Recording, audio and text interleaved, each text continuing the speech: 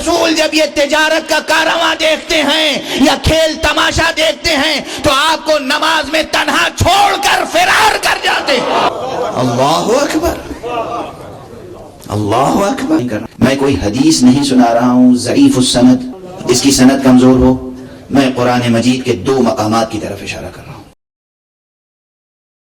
قرآن مجید کی تلاوت سب سے زیادہ تاکید کے ساتھ واجب ہے کہاں؟ ایک ہی جگہ تو واجب ہے، نماز میں۔ اس کے علاوہ قرآن مجید کی تلاوت مستحب ہے، محبوب ہے، پسندیدہ ہے، تاکید ہے اس پر، اصرار ہے، لیکن ہے مستحب۔ واجب کہاں ہے؟ نماز میں۔ نماز میں قرآن مجید کی تلاوت واجب ہے۔ توجہ ہے، رسول خاتم النبیین، امام المرسلین، رحمت للعالمین، وہ محراب عبادت میں ہے، نماز جماعت پڑھا رہا ہے، قرآن مجید کی تلاوت کر رہا ہے قیام کی حالت میں، اور پیچھے نماز پڑھنے والوں کی کیفیت یہ ہے کہ قرآن کہتا ہے وَإِذَا رَأَوْا تِجَارَةً أَوْ لَهْوًا انفضوا إِلَيْهَا وَتَرَكُوكَ قَائِمًا۔ اے رسول جب یہ تجارت کا کارواں دیکھتے ہیں یا کھیل تماشا دیکھتے ہیں تو آپ کو نماز میں تنہا چھوڑ کر فرار کر جاتے ہیں۔ اللہ اکبر، اللہ اکبر، اللہ اکبر۔ رسول نماز میں کھڑے ہیں، ارے بھائی میدان جنگ میں نہیں،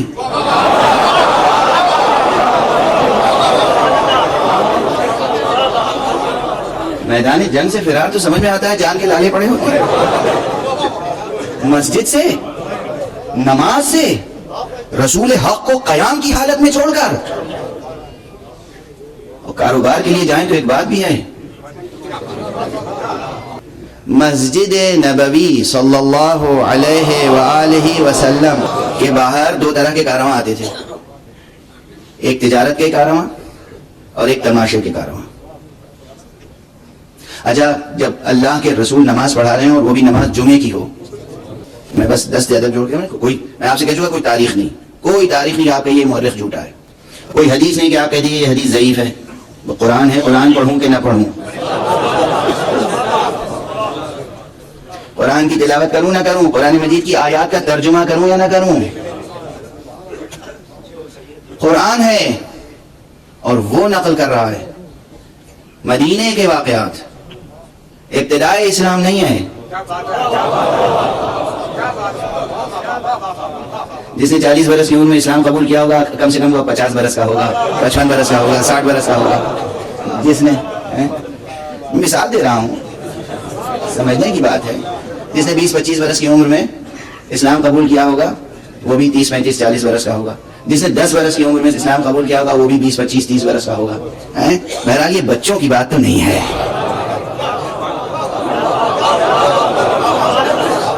یہ بچوں کی بات تو نہیں۔ اچھا، وہ بھی بات کہہ کون رہا ہے اور کہاں نازل کر رہا ہے؟ قرآن مجید میں۔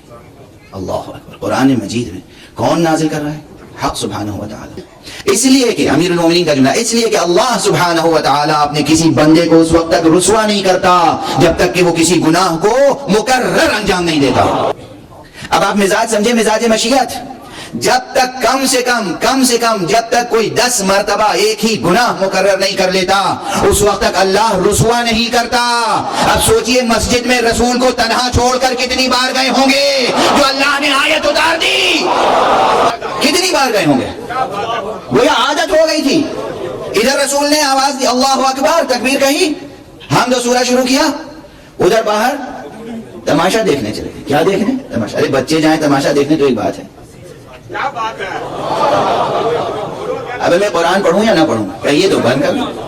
ہمیں یہ جاننا ہے کہ ہم کس سے قرآن سنیں، کس سے نہ سنیں، کس سے ترجمہ پوچھیں، کس سے نہ پوچھیں، کس سے تفسیر سیکھیں، کس سے نہ سیکھیں، کس سے تعویل دریافت کریں، کس سے دریافت نہ کریں۔ اصلا حضور کی سیرت کس سے پوچھیں، کس سے نہ پوچھیں۔ کس سے پوچھیں کہ حضور نماز کیسے پڑھتے تھے؟ ان سے جو حضور کو نماز میں چھوڑ کر چلے جاتے تھے۔ ایک غیر مسلم سوال کر سکتا ہے، خود مسلمان بچہ سوال کر سکتا ہے کہ آخر حضور پاک نے اتنے دنوں تک نماز پڑھی، سب مل کے نماز پڑھتے تھے مسجد میں، تو پھر دیکھتے نہیں تھے حضور کیسے نماز پڑھ رہے ہیں؟ کب بلند آواز سے پڑھ رہے ہیں، کب آہستہ پڑھ رہے ہیں، کیا بلند آواز سے پڑھ رہے ہیں، کیا آہستہ سے پڑھ رہے ہیں، کیا انداز ہے، کیا وضع ہے، قیام کیسا ہے، رکوع کیسا ہے، سجود کیسا ہے۔ پورا سورہ پڑھ رہے ہیں, آدھا سورہ پڑھ رہے ہیں, کیا پڑھ رہے ہیں, کیسے پڑھ رہے ہیں. حضور کو سب سنتے نہیں تھے, سمجھتے نہیں تھے. اب یقیناً سنتے ہوں گے, یقیناً سمجھتے ہوں گے, مگر یقین کس کا کیا جائے؟ وہ فہرست مرتب کیجئے کہ جو اس آیت سے خارج ہوں.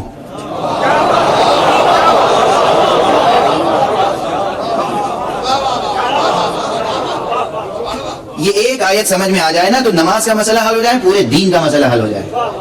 کہ بھائی جنگ کے حالات میں ساتھ چھوڑ کر چلا جانا اور بات ہے, ہمارا بھی دل دکھتا ہے جنگ کے حالات میں کوئی بلا وجہ تہ تیغ ہو جائے. ابھی جنگ کے حالات اب کیا پتا کس کے دل میں نور ایمان ہے, کس کے دل میں نہیں ہے, کون ایمان چھپا کر کفر کا اظہار کر رہا ہے, کون کفر چھپا کر ایمان کا اظہار کر رہا ہے, کون کس کی تیغ سے قتل ہو جائے, وہاں کیا ٹھکانہ ہو اس کا. اس لیے میدان جنگ میں تو ہر ایک کے لیے دل کوڑتا ہے ہمارا, لیکن یہ مسجد ہے, قرآن ہے, قرآن سورہ مبارک ہے جمعہ, اس کی آخری آیت ہوا اذا رأوا تجارۃ او لہوا, اور جب یہ دیکھتے ہیں تجارت یا تماشا, انفضوا الیہا, اس کی طرف چلے جاتے ہیں, وترکوک قائما, اور آپ کو قیام کی حالت میں چھوڑ کے چلے جاتے ہیں. رسول کو چھوڑ رہے ہیں, قیام کی حالت میں چھوڑ رہے ہیں, مسجد میں چھوڑ رہے ہیں, اور حضور قرآن کی تلاوت کر رہے ہیں. جو توجہ سے قرآن نہ سنے, جو توجہ سے حضور کے ساتھ نماز میں قائم نہ رہے, وہ بتائے گا نماز کیسے پڑھتے تھے حضور, وہ بتائے گا کہ قرآن کا ترجمہ کیا ہے, قرآن کی تلاوت کیا ہے, قرآن کی قرأت کیا ہے, قرآن کی تفسیر کیا ہے, قرآن کی تعبیر کیا ہے. یہ ایک مقام, جو نہ اللہ کی بات سنے نہ رسول کی, اسے نہ قرآن لیا جا سکتا ہے نہ حدیث.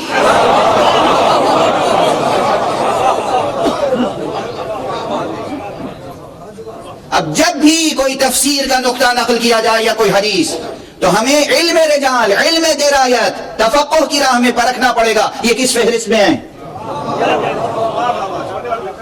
یہ ایک روایت سنتے جائیں اسی ضمن میں, ایک مرتبہ مسجد سے سب چلے گئے, جیسے چلے جاتے تھے, صرف 8 افراد رہ گئے. تو حضور نے ایک جملہ کہا, اگر آج یہ 8 بھی باقی نہ رہ جاتے تو مدینے پہ اللہ آگ برساتا, یعنی عذاب نازل ہو جاتا. تو اب قریب ترین جو افراد ہیں وہ 8 جو کسی حالت میں چھوڑ کے نہیں گئے, وہ بتائیں گے نا کہ حضور نماز کیسے پڑھتے تھے, حضور تلاوت کیسے کرتے تھے, حضور بسم اللہ بلند آواز سے تلاوت کرتے تھے یا آہستہ کرتے تھے یا نہیں کرتے تھے.